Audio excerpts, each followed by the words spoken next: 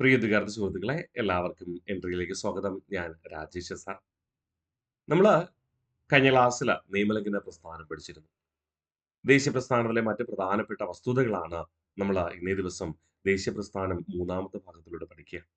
ആദ്യ രണ്ട് ഭാഗങ്ങൾ നേരത്തെ പഠിച്ചു. നിങ്ങളുടെ മനസ്സിൽ അതൊക്കെ ഉണ്ട് എന്ന് ഞാൻ കരുതുന്നു. നോക്കാം ദേശീയ പ്രസ്ഥാനത്തിലെ പ്രധാന വസ്തുതകൾ. Congress Socialist Party. Indian National കോൺഗ്രസിലെ സോഷ്യലിസ്റ്റ് ചിന്താഗതിക്കാരെ ഉൾപ്പെടുത്തിക്കൊണ്ട് രൂപീകരിക്കപ്പെട്ട സംഘടനയായിരുന്നു Congress Socialist Party. Congress Socialist പാർട്ടിയുടെ സ്ഥാപകൻ ജയപ്രകാശ് നാരായണനായിരുന്നു. സഹകരിച്ച മറ്റ് പ്രധാന നേതാക്കളാണ് സുഭാഷ് ചന്ദ്രബോസ്, അരുൺ ആസഫ് അലി, ജവഹർലാൽ നെഹ്റു തുടങ്ങിയവർ. 1934 ബോംബെയിലാണ് രൂപീകരണ സമ്മേളനം നടന്നത്. അപ്പോൾ PSC സ്ഥിരം ആവർത്തിക്കുന്ന ഒരു ചോദ്യമാണ്, കോൺഗ്രസ് സോഷ്യലിസ്റ്റ് പാർട്ടി രൂപീകരിച്ചതാര്? ജയപ്രകാശ് നാരായണൻ. എന്ന് രൂപീകരിച്ചു? 1934 ആദ്യ സമ്മേളനം ഇവിടെ നടന്നു, ബോംബെയിൽ വെച്ച്. എന്തായിരുന്നു Congress Socialist Party? Indian National കോൺഗ്രസിലെ സോഷ്യലിസ്റ്റ് ചിന്താഗതിക്കാരെ ഉൾപ്പെടുത്തിക്കൊണ്ട് രൂപീകരിച്ച പ്രസ്ഥാനം. ഓക്കെ അല്ലെ? അപ്പൊ Congress Socialist Party Indian National കോൺഗ്രസിലെ സോഷ്യലിസ്റ്റ് ചിന്താഗതിക്കാരെ ഉൾപ്പെടുത്തിക്കൊണ്ട് രൂപീകരിക്കപ്പെട്ട സംഘടന. സ്ഥാപകൻ ജയപ്രകാശ് നാരായണനാണ്. മറ്റ് നേതാക്കൾ സുഭാഷ് ചന്ദ്രബോസ്, അരുൺ ആസഫ് അലി, ജവഹർലാൽ നെഹ്റു. രൂപം കൊണ്ടത് 1934 ബോംബെയിൽ നടന്ന സമ്മേളനത്തിൽ. സെറ്റാണേ. അടുത്ത് നമ്മൾ പറയുന്നു ഓഗസ്റ്റ് ഓഫറിനെ കുറിച്ച്. രണ്ടാം ലോക മഹായുദ്ധം ആരംഭിച്ചപ്പോൾ ബ്രിട്ടൻ സജീവമായി പങ്കെടുത്തു. അക്കാലഘട്ടത്ത് ബ്രിട്ടന്റെ കോളനികളിൽ പ്രത്യക്ഷ സമരമുണ്ടായാൽ അത് ബ്രിട്ടന് ലോകമഹായുദ്ധത്തിൽ ശ്രദ്ധ ചെലുത്താൻ കഴിയാതെ വരും. ഈ സാഹചര്യത്തിൽ ഇന്ത്യയിൽ സ്വാതന്ത്ര്യ സമരം ശക്തമാകാതിരിക്കുക എന്ന ലക്ഷ്യത്തോടു കൂടി ബ്രിട്ടീഷുകാർ മുന്നോട്ട് വെച്ചതായിരുന്നു ഓഗസ്റ്റ് ഓഫർ എന്ന് പറയുന്നത്. നമുക്കറിയാം ഓഗസ്റ്റ് ഡിക്ലറേഷൻ എന്നായിരുന്നു. ഓഗസ്റ്റ് ഡിക്ലറേഷൻ അഥവാ ഓഗസ്റ്റ് വിളംബരം എന്നായിരുന്നു.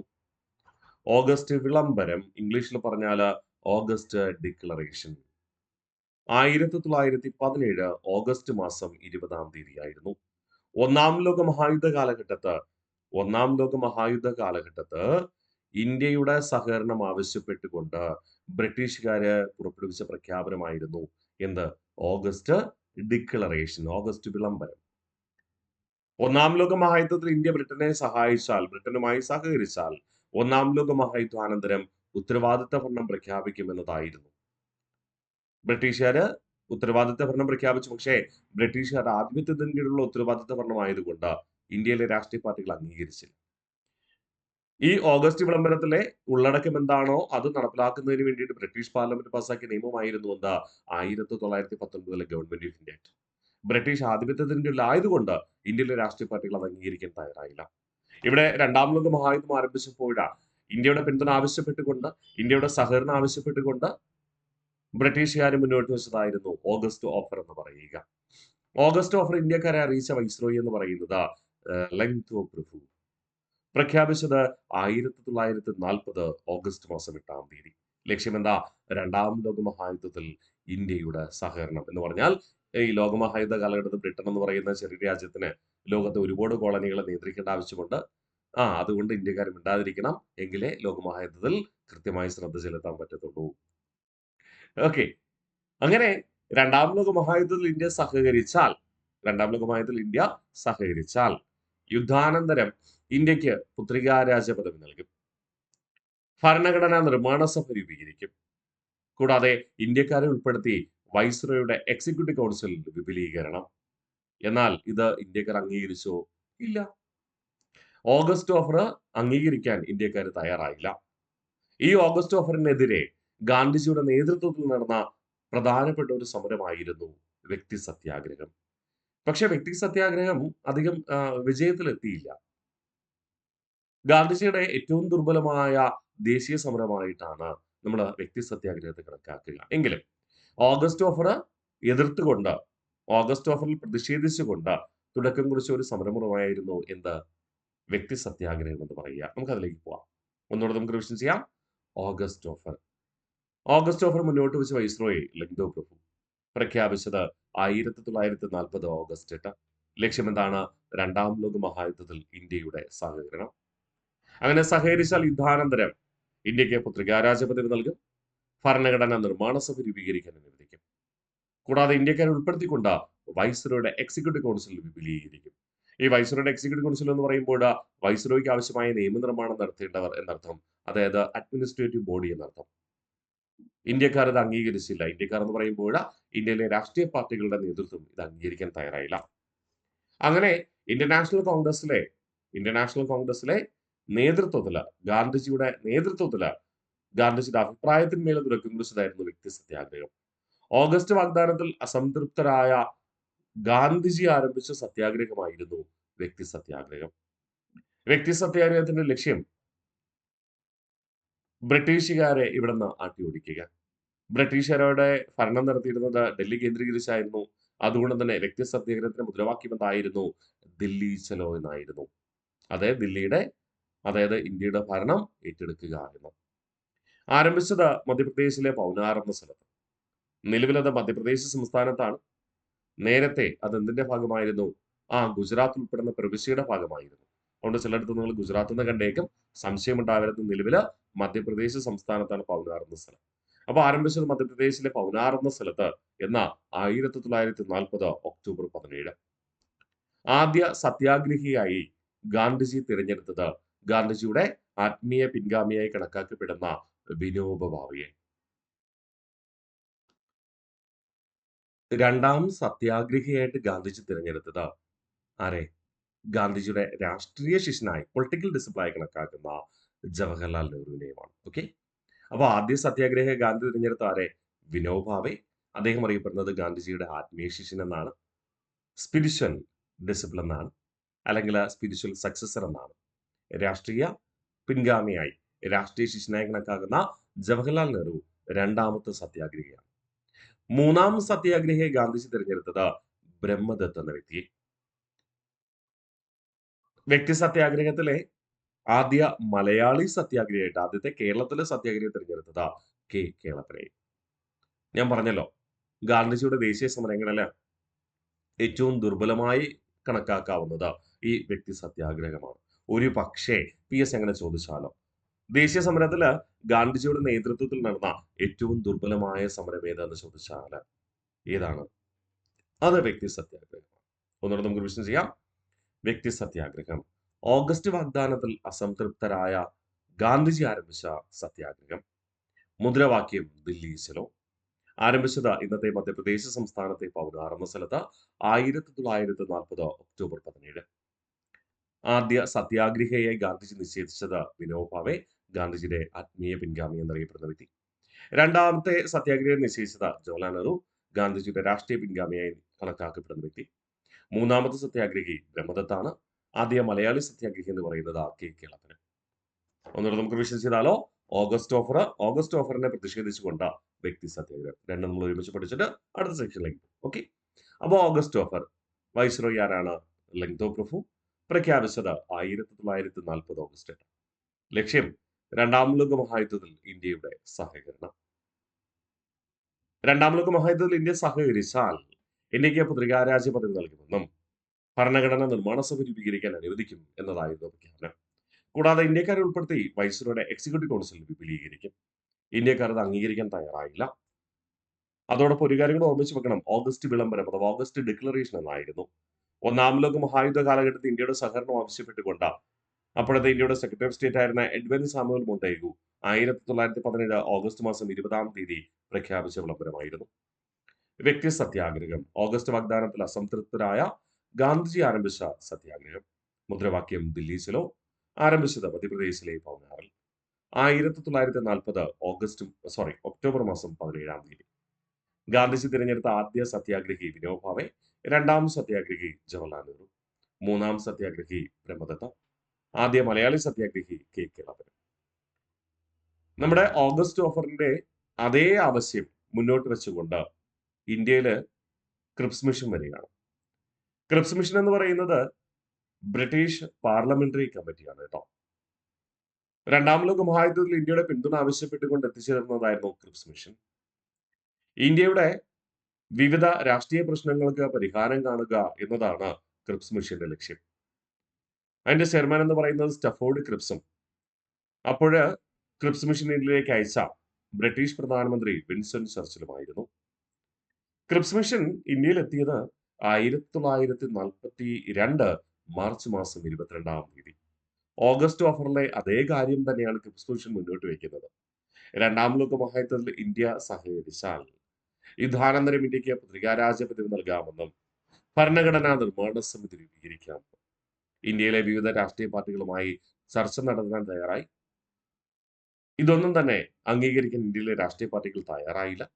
ഇന്ത്യൻ നാഷണൽ കോൺഗ്രസ് സ്വാതന്ത്ര്യം വേണമെന്ന നിലപാടിൽ ഉറച്ചു നിന്നു. മുസ്ലിം ലീഗുമായി സംസാരിച്ചപ്പോൾ മുസ്ലിം ലീഗ് പാകിസ്ഥാൻ എന്ന രാജ്യം രൂപീകരിക്കണം എന്ന ലക്ഷ്യത്തോടെ മുന്നോട്ട് പോവുകയും ചെയ്തു.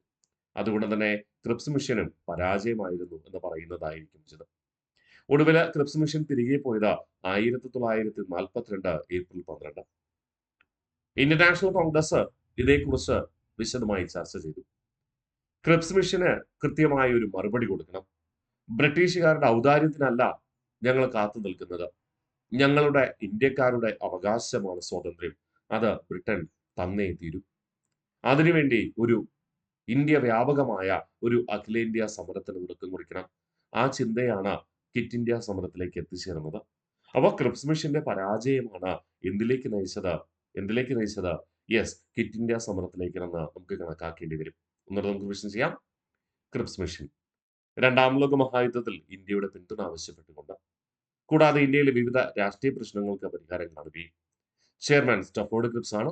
ബ്രിട്ടീഷ് പ്രധാനമന്ത്രി വിൻസ്റ്റൺ ചർച്ചിൽ, അദ്ദേഹമാണ് ക്രിപ്സ് മിഷൻ ഇന്ത്യയിലേക്ക് അയക്കുക. ക്രിപ്സ് മിഷന്റെ അംഗങ്ങൾ ഇന്ത്യയിലേക്ക് എത്തിയത് 1942 മാർച്ച് മാസം 22-ാം തീയതി. വാഗ്ദാനം: ഇന്ത്യക്ക് പത്രികാരാജ്യപദവി നൽകാം, ഭരണഘടനാ നിർമ്മാണ സമിതി രൂപീകരിക്കാം. ചർച്ചയ്ക്കൊടുവിൽ തിരികെ പോയത് 1942 ഏപ്രിൽ മാസം 12-ാം തീയതി. കോൺഗ്രസും മുസ്ലിം ലീഗും ക്രിപ്സ് മിഷനെ അംഗീകരിക്കുവാനോ പ്രധാനമന്ത്രി വിൻസ്റ്റൺ ചർച്ചിലിനെ വിശ്വസിക്കുവാനോ തയ്യാറായില്ല. ക്രിപ്സ് മിഷനെ ഗാന്ധിജി വിശേഷിപ്പിച്ചത് തകർന്നുകൊണ്ടിരിക്കുന്ന ബാങ്കിന്റെ പിൻതീയതി വെച്ച ചെക്ക് എന്നാണ്. പോസ്റ്റ് ഡേറ്റഡ് ചെക്ക് എന്നാണ്.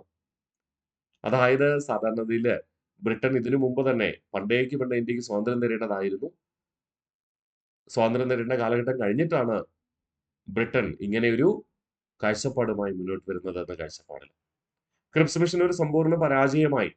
ക്രിപ്സ് മിഷൻ വാഗ്ദാനത്തെ അവഗണിച്ചുകൊണ്ട് ക്വിറ്റ് ഇന്ത്യ പ്രമേയം പാസാക്കപ്പെട്ടത് എന്നായിരുന്നു 1942 ഓഗസ്റ്റ് 8. മറക്കില്ലല്ലോ.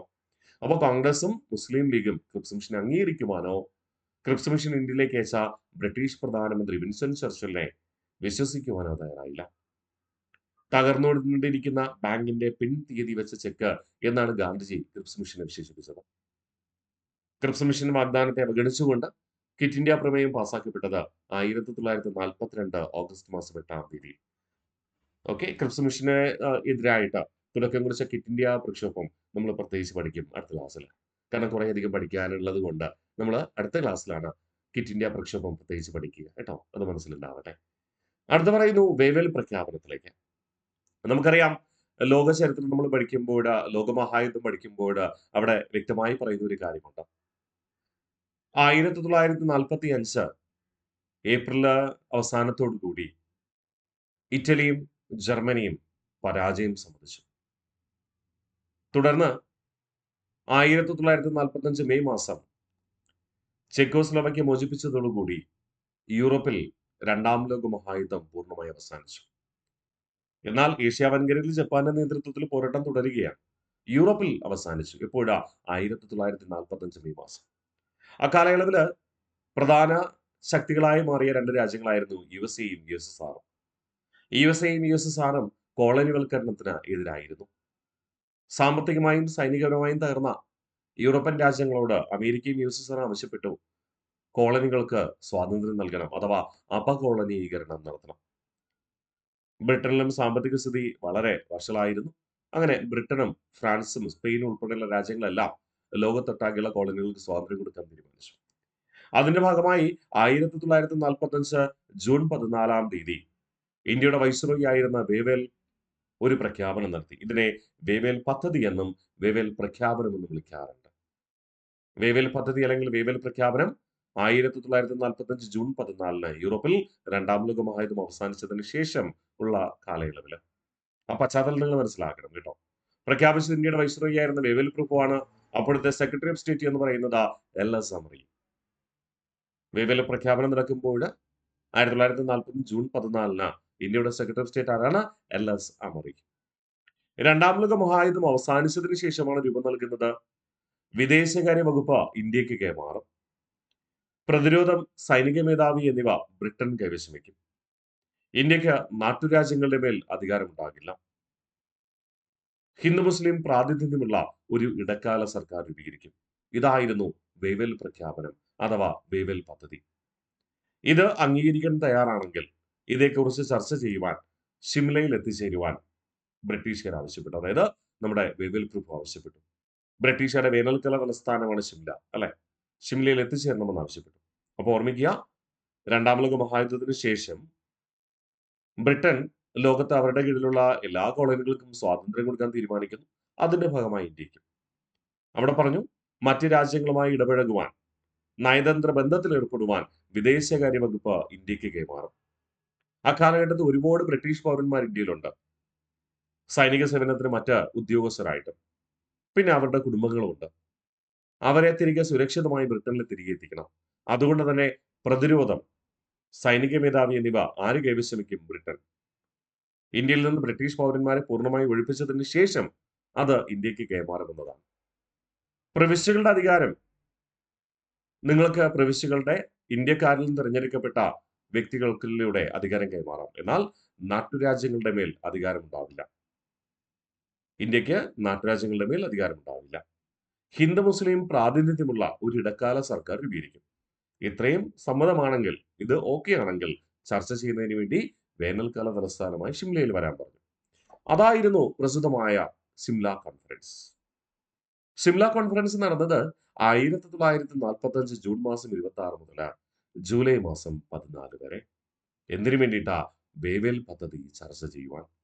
വേവൽ പദ്ധതി ഇന്ത്യയിലെ എല്ലാ രാഷ്ട്രീയ പാർട്ടികളും അംഗീകരിച്ചു. അംഗീകരിച്ച കാര്യം നമ്മുടെ വേവൽ പ്രഭു ബ്രിട്ടനെ അറിയിച്ചു, ബ്രിട്ടീഷ് പാർലമെന്റിനെ അറിയിച്ചു. എന്തൊക്കെയാണ് സിംല കോൺഫറൻസിൽ അംഗീകരിക്കുന്നത്? വേവൽ പദ്ധതിയിൽ പറയുന്ന കാര്യം, അല്ലെ? ഹിന്ദു മുസ്ലിം പ്രാതിനിധ്യമുള്ള ഇടക്കാല സർക്കാർ രൂപീകരിക്കുമെന്ന്. അപ്പൊ സർക്കാർ രൂപീകരിക്കുവാൻ ബ്രിട്ടന്റെ സഹായം വേണമല്ലോ. അതിനു വേണ്ടിയിട്ടായിരുന്നു തുടർന്ന് ആരിങ്ങോട്ട് വരിക? ക്യാബിനറ്റ് മിഷൻ വരിക. ക്യാബിനറ്റ് മിഷൻ വന്നത് 1946, കൃത്യമായി പറഞ്ഞാൽ ഡൽഹിയിലെത്തിയത് 1946 മാർച്ച് മാസം 24 തീയതി. എന്തിന്റെ അടിസ്ഥാനത്തിൽ? സിംല കോൺഫറൻസിന്റെ തീരുമാനപ്രകാരം. ക്യാബിനറ്റ് മിഷനെ ഇന്ത്യയിലേക്ക് അയച്ചത് ബ്രിട്ടീഷ് പ്രധാനമന്ത്രിയായിരുന്ന ക്ലെമന്റ് ആറ്റ്ലി ആയിരുന്നു. ക്ലെമന്റ് ആറ്റ്ലി എന്ന് പറയുന്ന ലേബർ പാർട്ടിയുടെ വക്താവാണ്. വിൻസ്റ്റൺ ചർച്ചിലിന് ശേഷം അധികാരത്തിൽ വന്ന ആളാണ്. വിൻസ്റ്റൺ ചർച്ചിലാണെങ്കിൽ ലിബറൽ പാർട്ടിയുടെ വക്താവാണ്. ക്ലെമന്റ് ആറ്റ്ലി ആകട്ടെ labour party. Okay, labour party എന്ന് പറയുന്നത് സാധാരണക്കാർക്ക് വേണ്ടി പ്രവർത്തിക്കുന്ന, ഉദാരമായ ജനങ്ങളോട് ഇടപഴകുന്ന രാഷ്ട്രീയ പാർട്ടി എന്ന് പറയാം. ലിബറൽ പാർട്ടി എന്ന് പറയുന്നത് പ്രഭുക്കന്മാരുടെ ഒരു മേധാവിത്വത്തോടു കൂടി പെരുമാറുന്ന രാഷ്ട്രീയ പാർട്ടിയുമാണ്. അത് ജസ്റ്റ് മനസ്സിലാക്കാൻ വേണ്ടി പറഞ്ഞതാണ് കേട്ടോ. ക്യാബിനറ്റ് മിഷൻ എന്ന വാക്കിൽ തന്നെയുണ്ട് ഇതെല്ലാം ബ്രിട്ടീഷ് മന്ത്രിസഭയിലെ അംഗങ്ങളാണ്. ആരൊക്കെ? പെത്തവിക് ലോറൻസ്, സ്റ്റഫോർഡ് ക്രിപ്സ്, പിന്നെ AV Alexander. Pethick Lawrence, Stafford Cripps, പിന്നെ AV അലക്സാണ്ടർ. ഓർമ്മിച്ചേക്കാമോ? അപ്പൊ ക്യാബിനറ്റ് മിഷൻ 1946 ഇന്ത്യയിലെത്തിയത് 1946 മാർച്ച് മാസം 24 ഡൽഹിയിൽ. സിംല കോൺഫറൻസിന്റെ തീരുമാനപ്രകാരമാണ് ക്യാബിനറ്റ് മിഷൻ ഇന്ത്യയിലേക്ക് വരിക. ഇന്ത്യയിലേക്ക് ക്യാബിനറ്റ് മിഷൻ അയച്ചത് ബ്രിട്ടീഷ് പ്രധാനമന്ത്രി ക്ലെമന്റ് ആറ്റ്ലി, ലേബർ പാർട്ടിയുടെ വക്താവ്. ക്യാബിനറ്റ് മിഷനില് മന്ത്രിമാരാണ് 3 മന്ത്രിമാര്. അംഗങ്ങൾ ആരൊക്കെ? Pethick Lawrence, Stafford Cripps, AV Alexander എന്നിവർ. എന്തായിരുന്നു ക്യാബിനറ്റ് മിഷന്റെ നിർദ്ദേശങ്ങൾ? ഇടക്കാല സർക്കാർ രൂപീകരണം, ഇന്ത്യക്കാരെ ഉൾപ്പെടുത്തി ഭരണഘടനാ നിർമ്മാണ സമിതി രൂപീകരണം. ഇത് രണ്ടും ചെയ്തു കഴിഞ്ഞാൽ ഇന്ത്യയുടെ സ്വാതന്ത്ര്യ പ്രഖ്യാപനം വേഗത്തിലാക്കും. എന്തൊക്കെ? ഇടക്കാല സർക്കാർ രൂപീകരിക്കണം, തുടർന്ന് ഭരണഘടനാ നിർമ്മാണ സമിതി രൂപീകരിക്കണം. ഇത് രണ്ടും രൂപീകരിച്ചാൽ ഇന്ത്യയുടെ സ്വാതന്ത്ര്യ പ്രഖ്യാപനം വേഗത്തിലാക്കും. ഇന്ത്യയിലെ രാഷ്ട്രീയ പാർട്ടികളുമായി ചർച്ച ചെയ്തു. ഇന്ത്യയിലെ രാഷ്ട്രീയ പാർട്ടികൾക്ക് എങ്ങനെയാണ് ഇടക്കാല സർക്കാർ രൂപീകരിക്കാമെന്നും എങ്ങനെയാണ് ഭരണഘടനാ നിർമ്മാണ സമിതി രൂപീകരിക്കാമെന്നൊക്കെ കൃത്യമായി നിർവചനം നൽകി. റിപ്പോർട്ട് സമർപ്പിച്ചത് 1946 മെയ് 16. ഈ റിപ്പോർട്ടിന്റെ അടിസ്ഥാനത്തിലായിരുന്നു 1946 ജൂലൈ ഓഗസ്റ്റ് മാസങ്ങളിൽ പ്രവിശ്യകളിൽ പൊതു തിരഞ്ഞെടുപ്പ് നടത്തിയത്. പൊതു തിരഞ്ഞെടുപ്പ്. ഈ പൊതു തിരഞ്ഞെടുപ്പില് മണ്ഡലങ്ങൾ നിർണയിച്ചത് എന്തിന്റെ അടിസ്ഥാനത്തിലായിരുന്നു? 10 ലക്ഷം ജനങ്ങൾക്ക് 10 ലക്ഷം ജനങ്ങൾക്ക് ഒരു മണ്ഡലം എന്ന അർത്ഥത്തിലാണ് മണ്ഡലങ്ങൾ നിശ്ചയിച്ചത്. അങ്ങനെ നിശ്ചയിച്ചപ്പോൾ ആകെ എത്ര മണ്ഡലങ്ങൾ ഉണ്ടായി? ഏ 389 മണ്ഡലങ്ങൾ ഉണ്ടായി. ആണോ? അതെ, 389 മണ്ഡലങ്ങൾ. ഇത് ഇന്ത്യ മൊത്തമാണ് കേട്ടോ. അതില് 296 പ്രവിശ്യകളിലും പിന്നെ 93 എവിടെ? നാട്ടുരാജ്യങ്ങളിലുമായിരുന്നു. നിങ്ങൾ ഇന്ത്യൻ കോൺസ്റ്റിറ്റ്യൂഷൻ പഠിക്കുമ്പോൾ പഠിക്കുന്നതാ. ഈ 389 മണ്ഡലങ്ങൾ നിശ്ചയിച്ചു. 296 പേർ പ്രവിശ്യകളിലും 93 പേര് എവിടെയാണ്? നാട്ടുരാജ്യങ്ങളിലും. നാട്ടുരാജ്യങ്ങളുടെ മേൽ ഇന്ത്യക്ക് അധികാരമില്ല എന്ന് നേരത്തെ തന്നെ പറഞ്ഞല്ലോ. അല്ലേ? ഏതില്? വേവൽ പ്രഖ്യാപനത്തിൽ. അതുകൊണ്ട് തന്നെ നാട്ടുരാജ്യങ്ങൾ ഒഴികെ ബാക്കി 296 മണ്ഡലങ്ങളിലാണ് ഇന്ന് ഇലക്ഷൻ നടന്നത് 1946 ജൂലൈ ഓഗസ്റ്റ് മാസങ്ങളിൽ.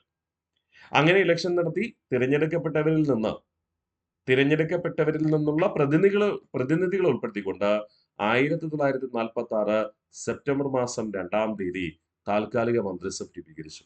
ശരിയാണ്. ഹിന്ദു മുസ്ലിം പ്രാതിനിധ്യത്തോടുകൂടി 46 സെപ്റ്റംബർ 2-ന് ഒരു മന്ത്രിസഭ രൂപീകരിച്ചു. ഇതേ അംഗങ്ങളെ ഉൾപ്പെടുത്തിക്കൊണ്ട് 1946 ഡിസംബർ മാസം 6-ാം തീയതി ഭരണഘടനാ നിർമ്മാണ സമിതി രൂപീകരിച്ചു. ശരിയാണ്. ഇതുകൂടാതെ നാട്ടുരാജ്യങ്ങൾക്ക് വേണ്ടി 93 മണ്ഡലങ്ങൾ നിശ്ചയിച്ചല്ലോ. ആ 93 മണ്ഡലങ്ങളിലെ അംഗങ്ങളെ നോമിനേറ്റ് ചെയ്യാൻ നാട്ടുരാജാക്കന്മാർക്ക് അവകാശം നൽകി. അങ്ങനെ പ്രവിശ്യകളിൽ നിന്നുള്ള 296 പേര് 1946 ജൂലൈ ഓഗസ്റ്റ് മാസങ്ങളിൽ നടന്ന ഇലക്ഷനിലൂടെ തിരഞ്ഞെടുക്കപ്പെട്ടവരാണ്. നാട്ടുരാജ്യങ്ങൾക്ക് നൽകപ്പെട്ടിരുന്ന 93 മണ്ഡലങ്ങളിൽ നിന്ന് അംഗങ്ങളെ നാമനിർദ്ദേശം ചെയ്തതുമാണ്. അങ്ങനെ 389 പേരടങ്ങിയ ഭരണഘടനാ നിർമ്മാണ സമിതി രൂപീകരിച്ചു. ഇത് രണ്ടും രൂപീകരിച്ചതിന് ശേഷമാണ് 1947 ഫെബ്രുവരി മാസം 20-ാം തീയതി ക്ലെമന്റ് ആറ്റ്ലി ഇന്ത്യക്ക് സ്വാതന്ത്ര്യം നൽകുമെന്ന് പ്രഖ്യാപിക്കുന്നത്. മനസ്സിലായോ? അപ്പൊ ക്യാബിനറ്റ് മിഷൻ കൃത്യമായി ആശയങ്ങൾ മുന്നോട്ട് വെച്ചു. ആദ്യം ഇടക്കാല സർക്കാർ രൂപീകരിക്കണം. അതിനുവേണ്ടി തിരഞ്ഞെടുപ്പ് 46 ജൂലൈ ഓഗസ്റ്റ് മാസങ്ങളിൽ നടന്നു. തുടർന്ന് ഇന്ത്യക്കാരെ ഉൾപ്പെടുത്തി ഭരണഘടനാ നിർമ്മാണ സമിതി രൂപീകരിക്കണം. ഇത് രണ്ടും പ്രാവർത്തികമാക്കിയാൽ ഇന്ത്യയുടെ സ്വാതന്ത്ര്യ പ്രഖ്യാപനം വേഗത്തിലാക്കും. അത് പ്രകാരമായിരുന്നു 47 ഫെബ്രുവരി മാസം 20-ാം തീയതി ഇന്ത്യയുടെ സ്വാതന്ത്ര്യ പ്രഖ്യാപനം നടത്തുക. അല്ലെ? നമ്മൾ കോൺസ്റ്റിറ്റ്യൂഷനിൽ കൃത്യമായത് പഠിക്കുന്നതാ അല്ലേടാ? നിങ്ങൾ കോൺസ്റ്റിറ്റ്യൂഷനിൽ ഇത് ആധികാരികമായി പഠിച്ചത് കൊണ്ടാണ് ഞാൻ ആ സ്ലൈഡിൽ ഉൾക്കൊള്ളിക്കാത്തത് നിങ്ങൾക്ക് ഈ കാര്യം പറഞ്ഞു തരുന്നത്. അപ്പൊ കണക്റ്റഡ് ആണ്. ഓഗസ്റ്റ് ഓഫർ പരാജയപ്പെട്ടു. ക്രിപ്സ് മിഷൻ വന്നു. ക്രിപ്സ് മിഷൻ പരാജയപ്പെട്ടു. ക്വിറ്റ് ഇന്ത്യ പ്രക്ഷോഭം ആരംഭിച്ചു. 2-ാം ലോക മഹായുദ്ധം അവസാനിച്ചു. ഇംഗ്ലണ്ട് സാമ്പത്തികമായും സൈനികമായും തകർന്നുപോയി. USA-യുടെയും USSR-ന്റെയും ആവശ്യപ്രകാരം അപകോളനീകരണം നടത്താൻ തീരുമാനിച്ചു. അതിന്റെ ഭാഗമായ 1940 ജൂൺ 14-ാം തീയതി വൈസ്രോയി വേവൽ പ്രഖ്യാപനം നടത്തുന്നു. ഇന്ത്യക്ക് സ്വാതന്ത്ര്യം നൽകാമെന്നും അതിനുവേണ്ടി താൽക്കാലിക മന്ത്രിസഭ രൂപീകരിക്കണമെന്നും. പക്ഷേ ബ്രിട്ടീഷ് പൗരന്റെ സുരക്ഷയ്ക്ക് വേണ്ടി പ്രതിരോധം ബ്രിട്ടൻ കൈവശം വയ്ക്കും. അത് പിന്നീട് പൗരന്മാരെല്ലാം ഇന്ത്യ വിട്ട് പോയതിനു ശേഷം ഇന്ത്യക്ക് കൈമാറും. നയതന്ത്ര ബന്ധം മറ്റ് രാജ്യങ്ങളുമായി സ്ഥാപിക്കാൻ വിദേശകാര്യ വകുപ്പ് ഇന്ത്യക്ക് കൈമാറും. ഇതേക്കുറിച്ച് ചർച്ച ചെയ്യാനായിരുന്നു സിംല കോൺഫറൻസ്. രാഷ്ട്രീയ പാർട്ടികളെല്ലാം സിംല കോൺഫറൻസിൽ ഈ വേവൽ പദ്ധതി അംഗീകരിച്ചു. ഓക്കെ പറഞ്ഞു. അത് പ്രകാരം ക്യാബിനറ്റ് മിഷൻ ഇന്ത്യയിലേക്ക് വരുന്നു. എന്തിനു വേണ്ടി? ഇന്ത്യക്കാരെ സഹായിക്കുവാൻ. എന്തിനു വേണ്ടി? ഇടക്കാല സർക്കാർ രൂപീകരിക്കുവാനും ഭരണഘടനാ നിർമ്മാണ സമിതി രൂപീകരിക്കുവാനും. അതിനുവേണ്ടി അവരുടെ നിർദ്ദേശപ്രകാരം 10 ലക്ഷം പേർക്ക് ഒരു പ്രതിനിധി എന്ന അർത്ഥത്തിൽ മണ്ഡലങ്ങൾ നിർണയിച്ചു. പ്രവിശ്യകളിലും നാട്ടുരാജ്യങ്ങളിലും. പ്രവിശ്യകളിൽ തിരഞ്ഞെടുപ്പ് നടത്തി 46 ജൂലൈ ഓഗസ്റ്റ് മാസങ്ങളിൽ നാട്ടുരാജ്യങ്ങളിൽ നിന്ന് രാജാക്കന്മാർ നാമനിർദ്ദേശം ചെയ്യുന്ന രീതിയിലേക്ക് ആശയം മാറി. അങ്ങനെയാണ് ഇടക്കാല സർക്കാർ രൂപീകരിക്കുന്നതും അതോടൊപ്പം ഭരണഘടനാ നിർമ്മാണ സമിതി രൂപീകരിക്കുന്നത്. ഇത് രണ്ടും രൂപീകരിച്ചു കഴിഞ്ഞാൽ സ്വാതന്ത്ര്യ പ്രഖ്യാപനം വേഗത്തിലാക്കുമെന്നാണ് ആര് പറഞ്ഞേ? ക്യാബിനറ്റ് മിഷൻ പറഞ്ഞത്. അത് പ്രകാരം 1947 ഫെബ്രുവരി മാസം 20-ാം തീയതി ക്ലെമന്റ് ആറ്റ്ലി ഇന്ത്യക്ക് സ്വാതന്ത്ര്യം നൽകുമെന്ന് പ്രഖ്യാപിച്ചു. 1948 ജൂൺ മാസത്തിന് മുമ്പ്. ആ സ്വാതന്ത്ര്യ പ്രഖ്യാപനം വേഗത്തിലാക്കാനാണ് പിന്നീട് ആര് വരിക? മൗണ്ട് ബാറ്റൻ പ്രഭു വരിക. അല്ലെ? മൗണ്ട് ബാറ്റൻ പ്രഖ്യാപനമൊക്കെ നിങ്ങൾക്ക് കൃത്യമായിട്ട് അറിയാം. നമ്മൾ വൈസ്രോയിമാർ പഠിച്ചപ്പോൾ അത് വ്യക്തമായി പറയുകയും ചെയ്തിരുന്നു. ശരിയല്ലേ? അപ്പോ ഈ ദേശീയ പ്രസ്ഥാനത്ത് നമ്മൾ വൈസ്രോയിമാർ പഠിച്ചപ്പോൾ പറഞ്ഞ കാര്യങ്ങൾ ഒഴികെ ആറ്റ്ലിയുടെ പ്രഖ്യാപനമൊക്കെ അവിടെ പറഞ്ഞിരുന്നു. അതുകൊണ്ടാണ് വീണ്ടും ഉൾക്കൊള്ളിക്കാത്തത്. ഓക്കെ? അപ്പൊ ഇന്ന് പഠിച്ച കാര്യങ്ങൾ പൂർണ്ണമായിട്ടും റിവിഷൻ ചെയ്താലോ? ദേശീയ പ്രസ്ഥാനം എന്ന ഈ 3-ാമത്തെ ഭാഗത്തില് നമ്മൾ പഠിച്ചുറപ്പിച്ചത് കോൺഗ്രസ് സോഷ്യലിസ്റ്റ് പാർട്ടി. ഇന്റർനാഷണൽ കോൺഗ്രസിലെ സോഷ്യലിസ്റ്റ് ചിന്താഗതിക്കാരെ ഉൾപ്പെടുത്തിക്കൊണ്ട് നമ്മുടെ ജയപ്രകാശ് നാരായണൻ തുടക്കം കുറിച്ച ഒരു പ്രസ്ഥാനമായിരുന്നു കോൺഗ്രസ് സോഷ്യലിസ്റ്റ് പാർട്ടി. ഈ കോൺഗ്രസ് സോഷ്യലിസ്റ്റ് പാർട്ടിയിലെ മറ്റു പ്രധാന നേതാക്കൾ സുഭാഷ് ചന്ദ്രബോസ്, അരുൺ ആസിഫ് അലി, ജവഹർലാൽ നെഹ്റു തുടങ്ങിയവർ. രൂപീകരിച്ചത് 1934 ബോംബെയിൽ നടന്ന സമ്മേളനത്തിൽ. ഓഗസ്റ്റ് ഓഫർ മുന്നോട്ട് വെച്ച വൈസ്രോയി ലിങ്ഡോ പ്രഭുവാണ്. ഓഗസ്റ്റ് ഓഫർ പ്രഖ്യാപിച്ചത് 1940 ഓഗസ്റ്റ് മാസം 8-ാം തീയതി. ലക്ഷ്യം രണ്ടാം ലോക മഹായുദ്ധത്തിൽ ഇന്ത്യയുടെ സഹകരണം. ഉള്ളടക്കം ഇന്ത്യക്ക് പുത്രികാ രാജപദവി നൽകും. കൂടാതെ ഭരണഘടന നിർമ്മാണ സഭ രൂപീകരിക്കാൻ അനുവദിക്കും. ഇന്ത്യക്കാരെ ഉൾപ്പെടുത്തി വൈസ്രോയുടെ എക്സിക്യൂട്ടീവ് കൗൺസിൽ വിപുലീകരിക്കും. എന്നാൽ ഓഗസ്റ്റ് ഓഫ് ഇന്ത്യക്കാർ അംഗീകരിക്കാൻ തയ്യാറായില്ല. ഇതോടൊപ്പം ഒന്നാം ലോക മഹായുദ്ധ കാലഘട്ടത്ത് അപ്പോഴത്തെ ഇന്ത്യയുടെ സെക്രട്ടറി ഓഫ് സ്റ്റേറ്റ് ആയിരുന്ന എഡ്വിൻ സാമുവൽ മൊണ്ടേഗു നടത്തിയ ഒരു വിളംബരം കൂടെ ഓർമ്മിക്കുക. അതാണ് ഓഗസ്റ്റ് വിളംബരം. 1917 ഓഗസ്റ്റ് മാസം 20-ാം തീയതി ഒന്നാം ലോക ഇന്ത്യയുടെ സഹകരണം ആവശ്യപ്പെട്ടുകൊണ്ട്. തുടർന്ന് പറഞ്ഞു വ്യക്തി സത്യാഗ്രഹം.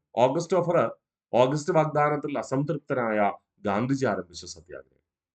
ഗാന്ധിജിയുടെ നേതൃത്വത്തിൽ നടന്ന ഏറ്റവും ദുർബലമായ സമരമാണ് വ്യക്തി സത്യാഗ്രഹം എന്നാണ് കണക്കാക്കപ്പെടുക. വ്യക്തി സത്യാഗ്രഹത്തിന്റെ മുദ്രാവാക്യം ദില്ലി ചലോ. ആരംഭിച്ചത് ഇന്നത്തെ മധ്യപ്രദേശ് സംസ്ഥാനത്തിന്റെ ഭാഗമായ പൗനാറിൽ 1940 ഒക്ടോബർ 17-ന്. ആദ്യ സത്യാഗ്രഹി എന്ന് പറയുന്നത് വിനോബ ഭാവെയാണ്. രണ്ടാമത് സത്യാഗ്രഹി എന്ന് പറയുന്നത് ജവഹർലാൽ നെഹ്റു. മൂന്നാമത് സത്യാഗ്രഹി ബ്രഹ്മദത്ത്. വിനോബ ഭാവെ ഗാന്ധിജിയുടെ ആത്മീയ പിൻഗാമി എന്നറിയപ്പെട്ടു. ജവഹർലാൽ നെഹ്റു ഗാന്ധിജിയുടെ രാഷ്ട്രീയ പിൻഗാമി എന്നും, വിനോബ ഭാവെ ഗാന്ധിജിയുടെ ആത്മീയ പിൻഗാമി എന്നും, ജവഹർലാൽ നെഹ്റു ഗാന്ധിജിയുടെ രാഷ്ട്രീയ പിൻഗാമി എന്നാണ് അറിയപ്പെടുക. വ്യക്തി സത്യാഗ്രഹത്തിൽ തെരഞ്ഞെടുക്കപ്പെട്ട ആദ്യ മലയാളി അല്ലെങ്കിൽ ആദ്യ കേരളീയൻ എന്ന് പറയുന്നത് കെ കേളപ്പനുമാണ്. ക്രിപ്സ് മിഷൻ രണ്ടാം ലോക മഹായുദ്ധത്തിൽ ഇന്ത്യയുടെ പിന്തുണ ആവശ്യപ്പെട്ടുകൊണ്ട്, കൂടാതെ ഇന്ത്യയിലെ വിവിധ രാഷ്ട്രീയ പ്രശ്നങ്ങൾക്ക് പരിഹാരം കാണുവാൻ. ക്രിപ്സ് മിഷന്റെ ചെയർമാൻ സ്റ്റഫോർഡ് ക്രിപ്സ് ആയിരുന്നു. ക്രിപ്സ് മിഷൻ ഇന്ത്യയിലേക്ക് അയച്ച ബ്രിട്ടീഷ് പ്രധാനമന്ത്രി വിൻസ്റ്റൺ ചർച്ചിൽ. ഇന്ത്യയിലെത്തിയത് 1942 മാർച്ച് 22-ന്. ഓഗസ്റ്റ് ഓഫറിന്റെ അതേ വാഗ്ദാനം തന്നെയാണ് ക്രിപ്സ് മിഷന് മുന്നോട്ട് വയ്ക്കുക. ഇന്ത്യക്ക് പുത്രികാ രാജപദവി നൽകും. ഭരണഘടന നിർമ്മാണ സമിതി രൂപീകരിക്കാൻ അനുവദിക്കും. തിരികെ പോയതാകട്ടെ 1942 ഏപ്രിൽ മാസം 12-ാം തീയതി. കോൺഗ്രസും മുസ്ലിം ലീഗും ക്രിപ്സ് മിഷനെ അംഗീകരിക്കുവാനോ ബ്രിട്ടീഷ് പ്രധാനമന്ത്രി വിൻസ്റ്റൺ ചർച്ചിലിനെ വിശ്വസിക്കുവാനോ തയ്യാറായില്ല. തകർന്നുകൊണ്ടിരിക്കുന്ന ബാങ്കിന്റെ പിൻതീയതി വെച്ച ചെക്ക് എന്നാണ് ഗാന്ധിജി ക്രിപ്സ് മിഷനെ വിശേഷിപ്പിച്ചത്.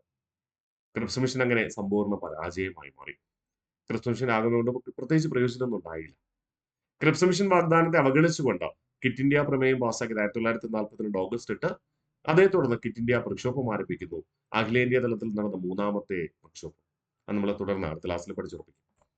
വേവേൽ പദ്ധതി അഥവാ വേവേൽ പ്രഖ്യാപനം 1945 ജൂൺ മാസം 14-ാം തീയതി പ്രഖ്യാപിച്ച വൈസ്രോയി വേവേൽ പ്രഭുവാണ്. സെക്രട്ടറി ഓഫ് സ്റ്റേറ്റ് എന്ന് പറയുന്നത് LS അമറി. രണ്ടാം ലോക മഹായുദ്ധം അവസാനിച്ചതിന് ശേഷം രൂപം നൽകിയതാണ്. ഉള്ളടക്കം ഇതായിരുന്നു: വിദേശ രാജ്യങ്ങളുമായി നയതന്ത്ര ബന്ധം സ്ഥാപിക്കുവാൻ വിദേശകാര്യ വകുപ്പ് ഇന്ത്യക്ക് കൈമാറും. പ്രതിരോധം, സൈനിക മേധാവി എന്നിവ ബ്രിട്ടൻ കൈവശം വയ്ക്കും. ഇന്ത്യക്ക് നാട്ടുരാജ്യങ്ങളുടെ മേൽ അധികാരമുണ്ടാകില്ല. ഹിന്ദു മുസ്ലിം പ്രാതിനിധ്യമുള്ള ഒരു ഇടക്കാല സർക്കാർ രൂപീകരിക്കും. ഈ വേവേൽ പദ്ധതി ചർച്ച ചെയ്യുവാനാണ് സിംല കോൺഫറൻസ് വിളിച്ചു ചേർത്തത് 1945 ജൂൺ 26 മുതൽ ജൂലൈ 16 വരെ.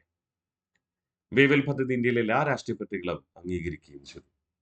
തുടർന്ന് സിംല കോൺഫറൻസിന്റെ തീരുമാനപ്രകാരം ബ്രിട്ടീഷ് പാർലമെന്റ് ഇന്ത്യയിലേക്ക് മന്ത്രിസഭാംഗങ്ങളുടെ ഒരു കൂട്ടായ്മ ഇന്ത്യയിലേക്ക് അയക്കുന്നു. ഇന്ത്യയെ സഹായിക്കുവാൻ, ഇന്ത്യക്കാരെ സഹായിക്കുവാൻ.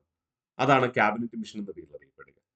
ക്യാബിനറ്റ് മിഷൻ ഇന്ത്യയിലെത്തിയത് 1946 മാർച്ച് മാസം 24-ാം തീയതി ഡൽഹിയിൽ സിംല കോൺഫറൻസിന്റെ തീരുമാനപ്രകാരം. ഇന്ത്യയിലേക്ക് അയച്ച ബ്രിട്ടീഷ് പ്രധാനമന്ത്രി ക്ലെമന്റ് ആറ്റ്ലി ലേബർ പാർട്ടിയിലെ വക്താവ്. ക്യാബിനറ്റ് മിഷനിലെ അംഗങ്ങൾ ഫെഡറിക് ലോറൻസ്, സ്റ്റഫോർഡ് ക്രിപ്സ്, പിന്നെ AV അലക്സാണ്ടർ. ഇന്ത്യക്കാരെ എങ്ങനെ സഹായിക്കുവാനാണ്? ഇടക്കാല സർക്കാർ രൂപീകരണം, ഇന്ത്യക്കാരെ ഉൾപ്പെടുത്തിയ ഭരണഘടനാ നിർമ്മാണ സമിതി രൂപീകരണം, പിന്നെ ഇന്ത്യയുടെ സ്വാതന്ത്ര്യ പ്രഖ്യാപനം വേഗത്തിലാക്കും. ആദ്യത്തെ 2 കാര്യങ്ങൾ ചെയ്താൽ ഇന്ത്യയുടെ സ്വാതന്ത്ര്യ പ്രഖ്യാപനം വേഗത്തിലാക്കും. അതുപ്രകാരം മണ്ഡലങ്ങൾ നിർണയിച്ചു. 10 ലക്ഷം ജനങ്ങൾക്ക് ഒരു മണ്ഡലം എന്ന രീതിയിൽ. അങ്ങനെ 389 മണ്ഡലങ്ങൾ നിശ്ചയിച്ചു. 93 നാട്ടുരാജ്യങ്ങളിലും 296 പ്രവിശ്യകളിലും. നാട്ടുരാജ്യങ്ങളിൽ ഇലക്ഷൻ നടത്തേണ്ട എന്ന് തീരുമാനിച്ചു. രാജാക്കന്മാർ നാമനിർദ്ദേശം ചെയ്യും. പ്രവിശ്യകളിൽ 296 മണ്ഡലങ്ങളിലേക്ക് 1946 ജൂലൈ ഓഗസ്റ്റ് മാസങ്ങളിൽ തിരഞ്ഞെടുപ്പ് നടത്തി. അതിൽ വിജയിച്ച അംഗങ്ങളുടെ പ്രതിനിധികളെ ഉൾപ്പെടുത്തിക്കൊണ്ട് 1946 സെപ്റ്റംബർ 2-ാം തീയതി ഇടക്കാല സർക്കാർ രൂപീകരിച്ചു. തുടർന്ന് അതേ അംഗങ്ങളെ തിരഞ്ഞെടുക്കപ്പെട്ട അതേ അംഗങ്ങളെ ഉൾപ്പെടുത്തിക്കൊണ്ട് നാട്ടുരാജാക്കന്മാർ നാമനിർദ്ദേശിച്ച 93 അംഗങ്ങളെ ഉൾപ്പെടുത്തിക്കൊണ്ട് എന്ത് ചെയ്തു? ഭരണഘടനാ നിർമ്മാണ സമിതി 1940 ഡിസംബർ 6 രൂപീകരിച്ചു. ഇതേ തുടർന്ന് 1947 ഫെബ്രുവരി 20-നാണ് ഇന്ത്യക്ക് സ്വാതന്ത്ര്യം നൽകുമെന്ന് ക്ലെമന്റ് ആറ്റ്ലി പ്രഖ്യാപിക്കുന്നത്. തുടർ നടപടി വേഗത്തിലാക്കുന്നതിന് വേണ്ടിയിട്ട് എന്ത് ചെയ്തു? ക്ലെമന്റ് ആറ്റ്ലി ഇന്ത്യയിലേക്ക് മൗണ്ട് ബാറ്റൺ എന്ന വൈസ്രോയെ അയക്കുകയും ചെയ്തു. അല്ലെ? അത് നമുക്കറിയാം. അപ്പൊ ക്യാബിനറ്റ് മിഷൻ ഇന്ത്യയിലെ രാഷ്ട്രീയ പാർട്ടികളുമായി ചർച്ച ചെയ്തതിനു ശേഷം ആശയങ്ങൾ പങ്കുവച്ചതിന് ശേഷം റിപ്പോർട്ട് സമർപ്പിച്ചത് 1946 മെയ് 16-നായിരുന്നു. ഓക്കെ അല്ലേ? അപ്പോ നമ്മൾ പഠിച്ച കാര്യങ്ങൾ നിങ്ങളുടെ മനസ്സിലുണ്ടാവണം. കൃത്യമായി റിവിഷൻ ചെയ്ത് മുന്നോട്ട് പോകാനായിട്ട് ശ്രമിക്കുക. അടുത്ത് നമുക്ക് ക്വിറ്റ് ഇന്ത്യ പ്രക്ഷോഭവുമായിട്ട് അടുത്ത ക്ലാസ്സിൽ കണ്ടുമുട്ടാം.